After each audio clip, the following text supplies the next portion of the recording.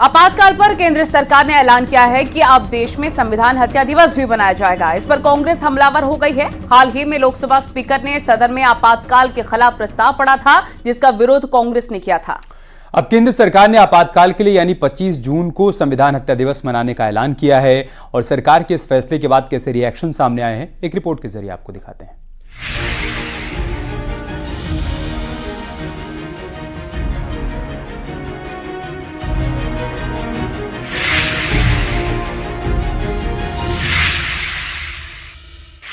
सरकार ने देश में इमरजेंसी के दिन को अब संविधान हत्या दिवस के रूप में मनाने का फैसला किया है।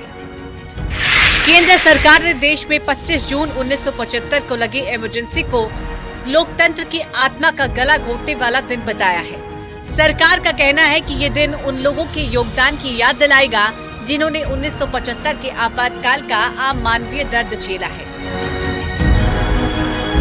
संविधान हत्या दिवस पर पीएम मोदी ने सोशल मीडिया में पोस्ट किया है। अपनी पोस्ट में पीएम मोदी ने लिखा है कि आपातकाल कांग्रेस राज का काला दौर था। लोग याद रखें, संविधान को कुचला गया था। कांग्रेस ने संविधान की हत्या की थी। आपातकाल भारतीय इतिहास का काला दौर था। ये दिवस हमें संविधान को कुचलना याद दिलाता है। आपातकाल सिर्फ एक राजनीतिक संकट नहीं था, लोकतंत्र संविधान के साथ साथ ये बहुत बड़ा मानवीय संकट भी था। अनेक लोगों को टॉर्चर किया गया था। अनेक लोग जेल में मृत्यु को शरण हुए थे। जयप्रकाश नारायण जी की स्थिति इतनी खराब हुई कि बाहर आकर के वो कभी ठीक नहीं हो पाए। कि ऐसी तानाशाही को भी आज सही कहने वाले लोग हाथ में संविधान की प्रत लेकर के अपने काले कारनामों को छुपाने की कोशिश कर रहे हैं। बीजेपी का कहना है कि राजनीति में आपातकाल का काला इतिहास है। 25 जून 1975 को देश में आपातकाल लगाया गया। 21 मार्च 1977 तक यानी 21 महीने तक आपातकाल रहा। अनुच्छेद 352 के अधीन आपातकाल की घोषणा की गई। सरकार का विरोध करने वालों को जेल भेजा गया। आपातकाल में मानवीय अधिकारों को खत्म किया गया। नागरिकों के मौलिक अधिकारों पर प्रतिबंध लगाया गया था। विरोध करने पर लोगों को जेल में डाल दिया गया। पार्टी कितने बड़ा गुनाह किया है, संविधान को हत्या करने का कोशिश करके। देश की भविष्य की पीढ़ी उसको ना भूले, इसीलिए संविधान हत्या दिवस मनाया जाएगा। देश की नई पीढ़ी के अंदर उस वार्ता को आगे लाया जाएगा और स्कूलों में भी, कॉलेजेस में भी भारत की संविधान के बारे में महत्व बढ़ाते हुए उस एस्पेक्ट को भी सामने रखा जाएगा। पिछले दिनों में कुछ लोगों ने, संविधान विरोधी लोगों ने कैसे संविधान को हत्या किया था। हर साल 25 जून को संविधान हत्या दिवस मनाने का ऐलान किया गया है। केंद्र सरकार ने अधिसूचना जारी कर दी है। 25 जून 1975 को इंदिरा गांधी ने इमरजेंसी लगाई थी, जिसको लेकर अब 25 जून को संविधान हत्या दिवस मनाने का ऐलान किया गया है। गृह मंत्री अमित शाह ने एक्स पर ये जानकारी दी है। वहीं संसदीय कार्य मंत्री किरेन रिजिजू का कहना है कि ये आपातकाल के बारे में जानना देश के लिए जरूरी है। ये बहुत देश के लिए जरूरी है, संविधान के लिए जरूरी है।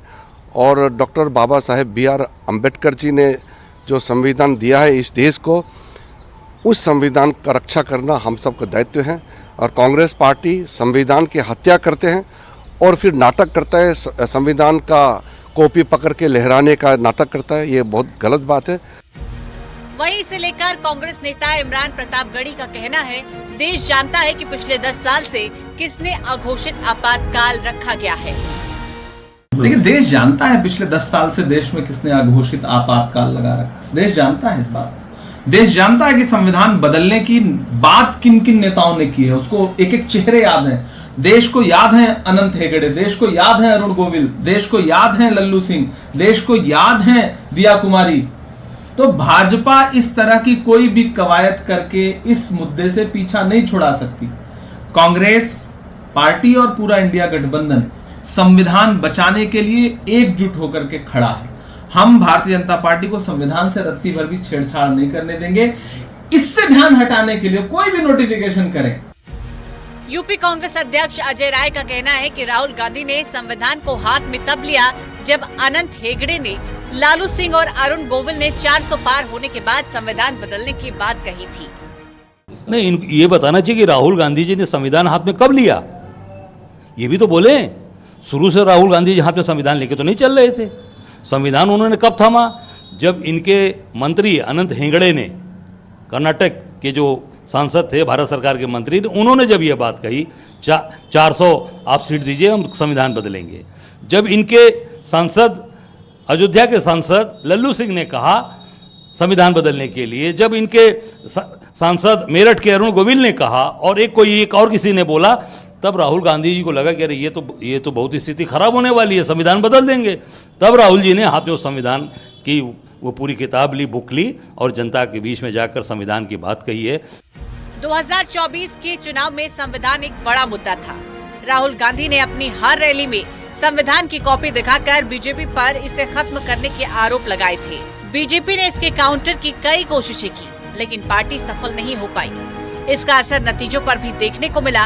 अब बीजेपी इस मुद्दे को विपक्ष से छीनने की कोशिशों में जुटी हुई है।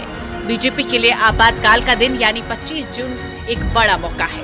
Bureau report, news 18।